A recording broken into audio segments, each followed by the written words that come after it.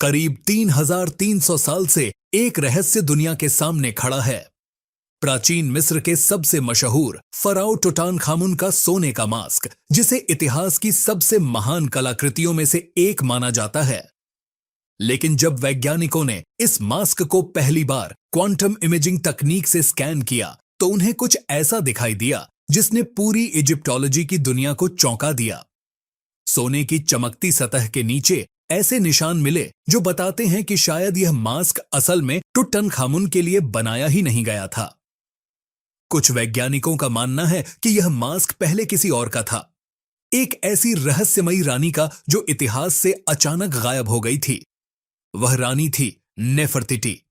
क्या सच में टुटनखामुन को किसी और का मास्क पहनाकर दफनाया गया था? क्या 3,300 साल से दुनिया एक गलत कहानी पर विश्वास करती रही? आज हम उसी हैरान कर देने वाली खोज की कहानी जानेंगे, जिसने इतिहास के सबसे बड़े रहस्यों में से एक को फिर से जीवित कर दिया। अगर आपको ऐसे रहस्यमयी इतिहास और छिपे हुए सच जानना पसंद हैं, तो वीडियो को लाइक, सब्सक्राइब और शेयर और कमेंट में बताइए। करीब 3,300 सालों तक इतिहास का सबसे मशहूर चेहरा हमें धोखा देता रहा। यह कोई छोटा झूठ नहीं था, न ही कोई मासूम गलती। यह एक सोची समझी साजिश थी जो 22 पाउंड ठोस सोने के नीचे छिपी हुई थी। और इस सच्चाई का पता हमें तब चला जब वैज्ञानिकों की एक टीम ने टूटनखामुन के डेथ मास्क को क्वांटम इमेजिंग स्कैनर से स्कैन किया, और स्कैन के दौरान उन्हें कुछ ऐसा दिखाई दिया जो वहां कभी होना ही नहीं चाहिए था। सोने की चमकती सतह के नीचे एक ऐसा रहस्य छिपा था जो 3,300 साल से दुनिया से छिपा हुआ था। एक नाम जिसे जानबूझकर मिटा दिया गया था। सोने की सतह के नीचे छिपा हुआ एक नाम, और वह नाम किसी लड़के राजा का नहीं था। वह नाम था एक रानी का, जो इतिहास से अचानक गायब हो गई थी। अब सुनिए असली बात। जो मैं आपको बताने जा रहा हूं, वह अभी तक आधिकारिक रिकॉर्ड में शामिल नहीं हुआ है। इन खोजों की अभी भी जांच चल रही है, बंद कमरों में बहस हो रही है, और कई लोग इससे लड़ रहे हैं, क्योंकि अगर यह सच साबित हो गया तो कई लोगों का पूरा करियर ही गलत साबित हो जाएगा। लेकिन अब डेटा बाहर आ चुका है, और एक बार अगर आप इसे देख लेंगे तो इसे भूल नहीं पाएंगे। वह मास्क जिसे पूरी दुनिया पसंद करती है, जो लाखों पोस्टरों और टी शर्ट्स पर छपा है, वह कभी भी टुटनखामुन के लिए बनाया ही नहीं गया था। उसे किसी और की कब्र से लिया गया था, और सच कहें तो इसके सबूत हमेशा से हमारे सामने थे, बस हमारे पास उन्हें देखने की तकनीक नहीं थी। वह आइकन जिसने पूरी दुनिया को धोखा दिया। नवंबर 1922 ब्रिटिश पुरातत्वविद हावर्ड कार्टर ने वैली ऑफ द किंग्स में एक सीलबंद कक्ष की दीवार में छोटा सा छेद किया। अंदर जो था वह कल्पना से भी परे था। सोने के रथ, जवाहरात से जड़े सिंहासन, रंगीन मूर्तियां जो ऐसे लग रही थीं जैसे अभी चलने लगेंगी। 3 ताबूतों के अंदर एक रखे हुए छिपी थी वह चीज जिसने पूरी मानवता को हमेशा के लिए मोहित कर दिया। सोने का डेथ मास्क। जरा सोचिए, यह मास्क 22 पाउंड ठोस सोने का है। इसमें लैपिस लाजुली, फिरोजा जैसे कीमती पत्थर जड़े हुए हैं, और इसकी आंखें ऑब्सीडियन और क्वार्ट्ज से बनी हैं, जो कमरे में आपको देखते हुए सी लगती हैं। प्राचीन मिस्र में माना जाता था कि सोना देवताओं का असली शरीर होता है, इसीलिए यह मास्क सिर्फ सजावट नहीं था। यह एक तरह की पवित्र तकनीक थी, जिसका मकसद था कि मरने के बाद फराओ की आत्मा अपने शरीर को पहचान सके। अगर यह मास्क नहीं होता तो उनकी आत्मा हमेशा के लिए भटकती रहती। मास्क के पीछे बुक ऑफ द डेड से एक जादुई मंत्र लिखा गया था, जो अंधकार की यात्रा में राजा की रक्षा करने के लिए था। लगभग 1 सदी तक दुनिया ने इस मास्क को प्राचीन मिस्र की सबसे महान कृति माना। परफेक्ट, बिना किसी गलती के, और माना गया कि यह खास तौर पर टूटनखामुन के लिए बनाया गया था, जो सिर्फ 19 साल की उम्र में मर गया था। लेकिन जल्द ही कुछ विशेषज्ञों ने ऐसी चीजें नोटिस करनी शुरू की जो बिल्कुल भी समझ में नहीं आती थीं। और सबसे हैरान करने वाली बात यह थी, सारे सुराग हमेशा से हमारे सामने थे, हम बस उन्हें देखना नहीं चाहते थे, क्योंकि अगर वे सच होते तो इसका मतलब होता कि इस मास्क के बारे में हमारी पूरी कहानी गलत थी। 70 दिनों की असंभव कहानी। मिस्र के धार्मिक कानून के अनुसार किसी भी फराओ को ठीक 70 दिनों में मम्मी बनाकर दफनाया जाना जरूरी था। ना 69 दिन, ना 71 दिन, सिर्फ 70 दिन। अब सोचिए इसका मतलब क्या है। 70 दिन में पूरी चट्टान को काटकर एक शाही कब्र बनाना, 3 जटिल ताबूत बनाना जो एक दूसरे के अंदर फिट हों, हजारों दफनाने वाले खजाने इकट्ठा करना और एक 22 पाउंड सोने का मास्क बनाना जिसमें बेहद महीन नक्काशी और कीमती पत्थर जड़े हों, और यह सब एक ऐसी मौत के लिए जिसकी किसी को उम्मीद ही नहीं थी। असल में टुटनखामुन की कब्र खुद ही एक जल्दबाजी का काम लगती है। यह दूसरी फराओ की कब्रों की तुलना में बहुत छोटी है। कुछ दीवारों की पेंटिंग्स अधूरी लगती हैं, जैसे कलाकारों ने अचानक काम छोड़ दिया हो। पत्थर के बड़े सरकोफेगस के कोने टूटे हुए हैं, मानो घबराए हुए मजदूरों ने उसे कमरे में फिट करने के लिए जबरदस्ती तोड़ा हो। और जब शोधकर्ताओं ने बाकी खजाने देखे तो उन्हें और भी अजीब बातें मिलीं। कई मूर्तियां टुटनखामुन जैसी दिखती ही नहीं थीं। कुछ गहने एक महिला के शरीर के लिए डिजाइन किए गए थे। कुछ ताबूतों पर लिखे नाम जल्दी जल्दी मिटाकर फिर से लिखे गए थे। और फिर उन्होंने मास्क को फिर से देखा। सच में देखा, उसके कान छेदे हुए थे। प्राचीन मिस्र में यह एक बहुत बड़ी बात थी, क्योंकि बालियां सिर्फ बच्चे और महिलाएं पहनते थे। कोई भी वयस्क पुरुष फराओ अपने पवित्र अंतिम संस्कार वाले मास्क में कभी भी छिदे हुए कानों के साथ नहीं दिखाया जाता। मास्क के कानों के लोब हर एक अलग आकार का था और दोनों में बालियां पहनने के लिए छेद थे। यह प्राचीन मिस्र की उस मान्यता के खिलाफ था जिसमें राजा और परलोक के बारे में सख्त नियम थे। कुछ शोधकर्ताओं ने यह भी देखा कि मास्क का चेहरा थोड़ा अजीब लग रहा था, बहुत नाजुक, लगभग स्त्री जैसा, और चेहरे पर इस्तेमाल हुआ सोना हेडड्रेस के बाकी हिस्से से थोड़ा अलग रंग का था। उसमें हल्की लालिमा थी जो तब नहीं होनी चाहिए थी अगर पूरा मास्क एक ही समय में ढाला गया होता। धीरे धीरे एक डरावना सिद्धांत बनने लगा। क्या होगा अगर जब टूतनखमुन अचानक मर गया तब उसके लिए कोई मास्क तैयार ही नहीं था? क्या होगा अगर 70 दिन की पवित्र समय सीमा से जूझ रहे पुजारियों ने किसी और की कब्र से मास्क उठा लिया, थोड़ा सा बदल दिया और उसे लड़के राजा की मम्मी पर लगा दिया? लेकिन तब एक सवाल सामने आया जो दशकों तक मिस्र के इतिहासकारों को परेशान करता रहा।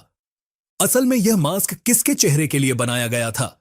इसका जवाब बहुत साफ था, शायद जरूरत से भी ज्यादा साफ, और वह इशारा करता था मिस्र के इतिहास की सबसे रहस्यमयी और खतरनाक महिला की ओर। वह थी नेफरतिटी। आपने उसका चेहरा जरूर देखा होगा। वह मशहूर रंगीन मूर्ति, लंबी गर्दन और रहस्यमयी मुस्कान वाली। वह टुटनखामुन की सौतेली मां थी और अखेनतन की पत्नी। अपने पति की मौत के बाद उसने कुछ ऐसा किया जो पहले कभी नहीं हुआ था।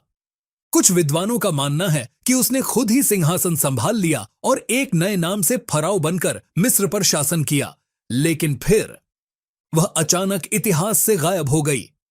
उसकी कब्र कभी नहीं मिली, उसकी मम्मी कभी पहचानी नहीं गई, जैसे किसी ने उसे जानबूझकर इतिहास से मिटा दिया हो। यही बात शोधकर्ताओं को बेचैन करती थी। अगर नेफरतिटी टुटनखामुन से पहले मर गई थी, और अगर उसके लिए पहले से एक शाही मास्क तैयार था, और अगर टुटनखामुन अचानक मर गया जब उसके लिए कुछ भी तैयार नहीं था, तो सारी गणना बिल्कुल सही बैठती थी। छिदे हुए कान समझ में आते थे, स्त्री जैसे चेहरे के फीचर्स समझ में आते थे, जल्दबाजी में किए गए बदलाव समझ में आते थे। लेकिन इसे साबित करना लगभग असंभव था, क्योंकि सच जानने के लिए मास्क को नुकसान पहुंचाना पड़ता, और दुनिया का सबसे कीमती खजाना कोई भी नुकसान नहीं पहुंचाना चाहता था। इसलिए दशकों तक नेफरतिटी वाला सिद्धांत सिर्फ एक अफवाह बना रहा। सम्मेलनों में धीरे धीरे फुसफुसाकर कहा जाता था। मुख्य धारा के इतिहासकार इसे खारिज कर देते थे और इसे साबित करना नामुमकिन माना जाता था। फिर 2014 में कुछ ऐसा हुआ जिसने सब कुछ बदल दिया। वह हादसा जिसने इतिहास बदल दिया, यह खबर पूरी दुनिया में फैल गई। इजिप्शियन म्यूजियम में सफाई के दौरान एक कर्मचारी से गलती हो गई। उसने मास्क को टक्कर मार दी और मास्क की लंबी गुंथी हुई दाढ़ी, जो दिव्य राजशाही का पवित्र प्रतीक थी, टूटकर अलग हो गई। लेकिन असली समस्या इसके बाद हुई। विशेषज्ञों को बुलाने के बजाय म्यूजियम के कर्मचारी घबरा गए।